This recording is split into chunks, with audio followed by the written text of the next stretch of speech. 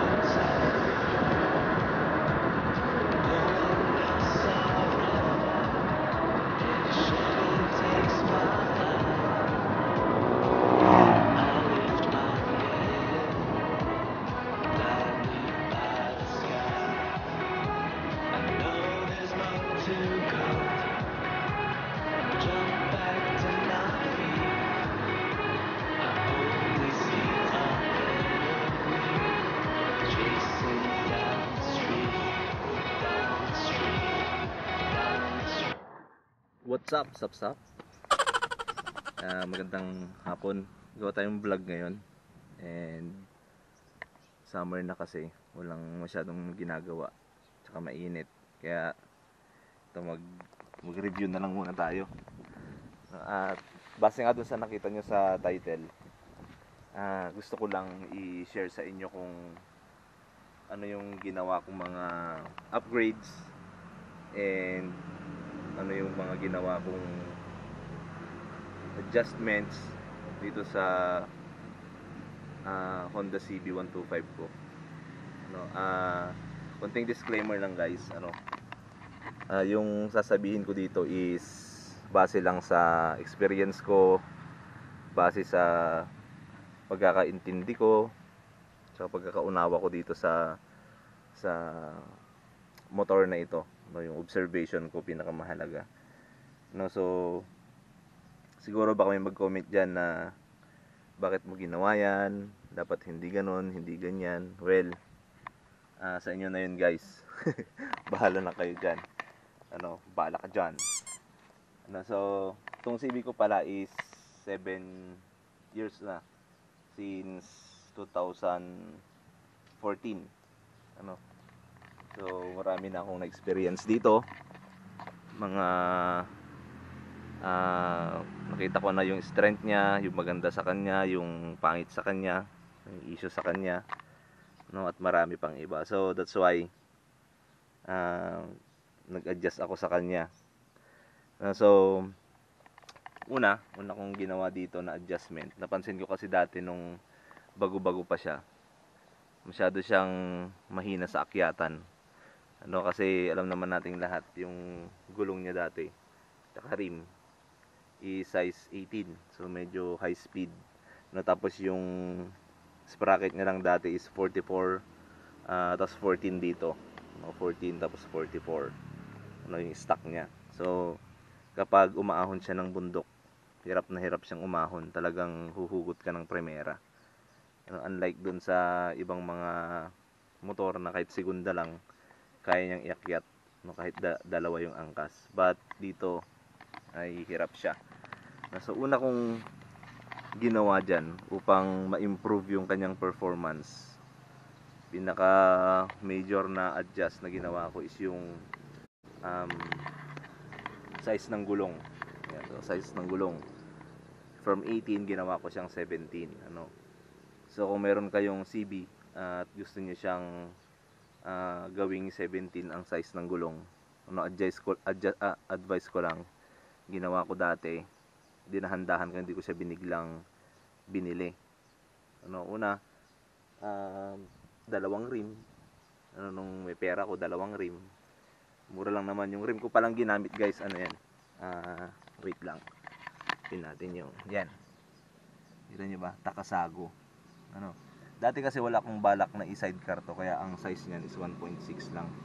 1.60 by 17. Dapat sana kung ita-tricycle nyo siya at magpapalit kayo ng rim, yung mas malapad.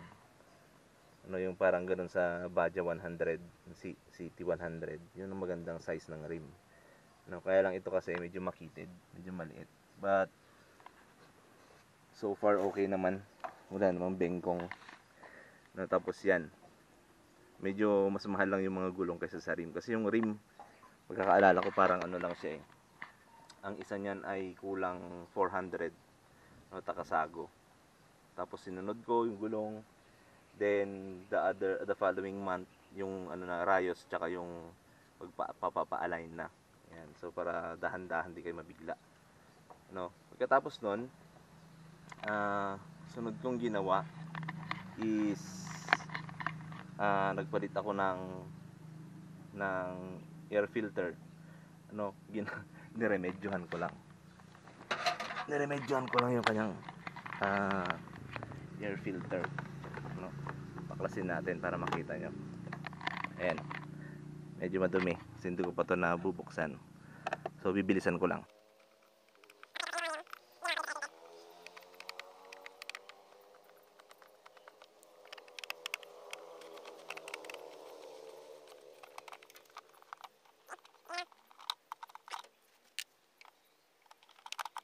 So yan guys, yan ginawa ko sa air filter ko. Wala na yung nakalagay dyan na ano. Yan. So makikita nyo. Matagal na to guys. Ilang kalahating taon na yata. Foam lang to ng upuan. Nabibili lang to sa mga shop. Upuan ng sidecar. Kinat ko lang siya tapos nilagay ko dyan. See? Yan. So baka may magsabi sa inyo na bakit ganyan. Kasi feeling ko kasi sa experience ko mas mabilis siyang pumick up pag ganyan yung kanyang air cleaner kaysa doon sa Element na parang karton. So yan yung pinalit ko guys. At so far naman hindi pa ako naglilinis ng carb, hindi pa siya pumapalya. Ano, nagtry din ako dati ng Scotch-Brite, 2 patong, kaya lang mabilis siyang pasukin ng alikabok. O kapag tinanggal mo yun, kita mo agad yung alikabok sa loob. So nagpalit ako ng foam. No, so ang ano lang dito, kapag dumumi siya, hugasan mo lang. Yun ang kagandahan yan. Hugasan mo, sabunin mo, tapos ibilad mo sa araw bago mo ibalik. Okay, so yun yung isang sa ginawa ko. Then kung na panood nyo na yung mga una kong vlog tungkol sa CB125, yung about sa issues nito, nakapagpalit na rin ako ng carb. No, itong carb na to hindi na to yung original, na nahingi ko lang to dun sa bayaw kong mekaniko. Pero ang ginawa ko guys, kung meron kayong pamalit na ganito at hindi original, sabihin nyo ng imitation. Ang mahalaga doon, kunin nyo po lahat ng laman loob, yung mga jettings, floater, yung piston nya dito, yung karayom, lahat ng pwede nyo ilipat ito. Yung laman nito, ilipat nyo lahat dito. No, yung original, ilipat nyo dito. At same lang din po yung performance nya. Hindi po siya mahirap ito, no? So yun po yung ginawa ko. Dati nagpalit din ako ng TMX carb, kaya lang okay sana yun, kaya lang medyo mas malakas siya ng konti sa gas, at saka kinuha na kasi nung may-ari, kaya balik stock ako. Okay, so yan yung isa sa upgrade na ginawa ko. Okay, next thing, pinalitan ko dito yung sprocket. Kung papansin sprocket ko, ang laki na yan, 48. No? So ang combination ko pala is 14, 48. No, medyo low speed na siya talaga kasi naka tricycle na siya. Yun nga, dahil high speed yung 18 inches na rim, ginawa ko siyang 17 para medyo naka low speed siya, no? At mas maganda nga yung ano niya, performance niya pag ganyan, medyo naka low speed. Okay, so ito na rin yung tinakbo ng tricycle ko sa loob ng 7 taon. 83,754 and still counting. Yeah, so ito guys yung sidecar ko. Yeah, so kung magsa-sidecar kayo, piliin nyo pa rin yung ano, siguro I suggest, depende sa lugar, ano. Sa amin kasi patag, tsaka may konting mga bundok. So ang sidecar ko magaan, napakagaan lang yan, para hindi masyadong hirap yung CB, ano. Ayan, yan siya. Tapos sa pang ginawa ko dito, nagpalit na rin ako ng handlebar. Hindi na to yung stock, pinalit ko lang to dun sa kaibigan ko, no. Handlebar ata to ng Skygo na stainless, ano. Mas ano kasi siya, mas matibay kasi may stabilizer na ganito, kaysa dun sa stock na tubo lang na ganyan. Yun. Ano pa ba yung ginawa ko? Upgrade. Sa ilaw naman, kahit hindi niya napalitan, okay naman na yung bulb niya. Kaya lang ako kasi hindi ako sanay na kulay dilaw yung aking headlight, kaya ayan, ginawa ko siyang LED, no. H4 din yan na 6 LED. Dati tri-LED lang yan, nasira na yung tri-LED, so pinalitan ko siya ng 6 LEDs. Okay, tapos nagdagdag din ako ng blue water.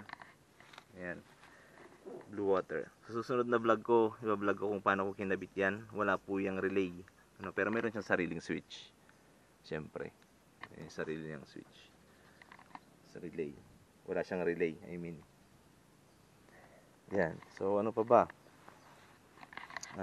For performance, ito, meron pala ako dito. Ay, sorry doggy. Tama siya ng pinto. Ito, optional lang naman. Optional. Yan.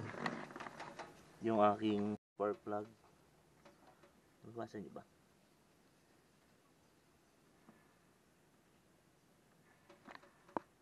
Hindi mabasa, ano. So, iridium yan, guys. Iridium. Spark plug. Yan, tinanggal ko na yung suwako niya kasi doon madalas naglolo ko pag umulan at nabasa siya, mamamatay. Kaya ginawa ko yan guys, so direkta ko na lang. So far hindi naman na naglolo ko, padiretso na yan. So yan lang upgrade ko dyan, spark plug lang na maganda-ganda na iridium. So sa performance naman ng iridium, smooth naman. Tingnan natin mamaya na makikita nyo yung performance nya. Sa power, hindi naman yun nakakadagdag actually ng power no? Sa ano lang yan, sa acceleration I guess, kasi maganda yung sunog ng gasolina. Pero pag sa top speed wala yan, walang kinalaman yan guys, no? Yan. So ano ba yung upgrade na ginawa ko dito? Upgrade. Wala naman na hand grip. May hand grip, palitan ko lang, may hand grip. Mumurahin lang naman hand grip yan. Basta maganda lang tignan, no? So yung tapalodo ko rin, nung nagpalit ako ng gulong, nagpalit na ako ng tapalodo sa harap, no? Kulay pula na yung nilagay ko para black and red.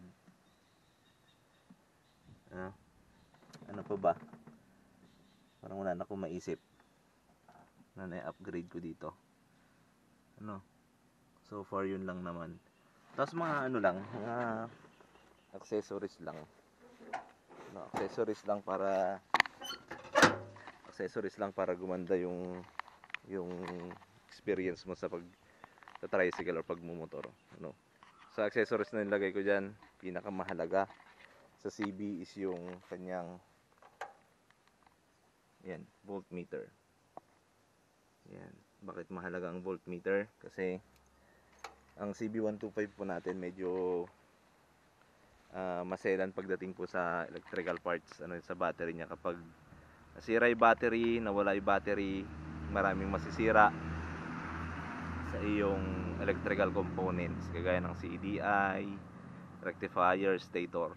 Kaya mahalagang meron kang battery o voltmeter para mamonitor mo yung charging ng iyong CB125. So kung tatanungin niyo ako, pag meron bang voltmeter, hindi na masisira yung battery mo? Hindi po. Kaya kala may voltmeter, pang monitor mo lang. Hindi yun nakakatulong para hindi masira, no? Para alam mo lang nangyayari dun sa battery mo. Okay? Isa pang dinagdag ko dyan, accessory yan, Maccorn. Yan, nasa vlog ko rin kung paano kinabit. Hindi mo pa napapanood, panoorin mo na. Kung paano kinabit yung Maccorn. Siyempre may relay yan, ano, relay. Tsaka sinabi ko doon yung mga sekreto para tumagal yung Maccorn nyo. Tsaka para mag-perform siya ng maganda, ano? Maganda yung tunog niya, malakas. Ano, meron akong sinabi doon. Yan. Ano pa, mga LED lights. Yan, LED para pagkagabi, meron extra ilaw dyan sa side, no? Yan, at syempre, sekreto pa rin dyan guys, yung langis. Huwag po natin pababayaan ang langis, no, sa ating motor, no, kahit anong motor pa po yan. Langis po ay huwag po nating babayaan. Ang gasolina ang ginagamit ko dito mula nung umpisa is yung kulay green, yung unleaded na green, ano, hindi ako naggagasolina ng pula, ano, kasi yun lang yung recommended dito mababang octane lang, hindi mo kailangan ng mataas na octane, no. So, pinalitan ko na rin pala tong seat cover. Yan, seat cover niya. Yan. Medyo ano lang sa likod, meron siyang tiklop, but okay naman, no, kasi nga makapal yung upuan ng CB, tsaka mahaba. Yan, isip pa ko ano pa yung i-upgrade ko dito. So ito pa guys, isang upgrade na ginawa ko, fuel filter na washable yan. Ayan, so actually ito kahit di mo naman nalagyan ng ganito pampaporma na lang yan. Kasi may filter na to dito guys, may sarili na siyang filter. So bago siya dumaan dito, may filter na dito. So ito pang double ano mo lang, double arte. So far parang wala naman na, yun lang, no. Tsaka face mask guys, huwag niyo kakalimutan yung face mask ni CB. Yan, para iwas COVID. Yan, si Pusong Rider, at siyempre yung sticker natin. Okay, so that's it guys. Sana dun sa mga may CB dyan, matulungan ko kayo, no. Hindi ko ginawa to para magmayabang or ipilit yung gusto ko. Gusto ko lang kayong matulungan. Gusto ko lang i-share sa inyo yung mga ginawa ko dito sa CB125 ko para gumanda yung performance niya. So ulit guys, kung hindi ka pa nakasubscribe sa aking channel, please subscribe and hit that notification bell para ma-inform ka lagi sa mga bago kong video. So yun na guys, stay safe, wear your face mask pag lumalabas po tayo, and lagi maghugas ng kamay, your alcohol, and pray always. So muli, this is Doc Moto Vlog. God bless and bye bye.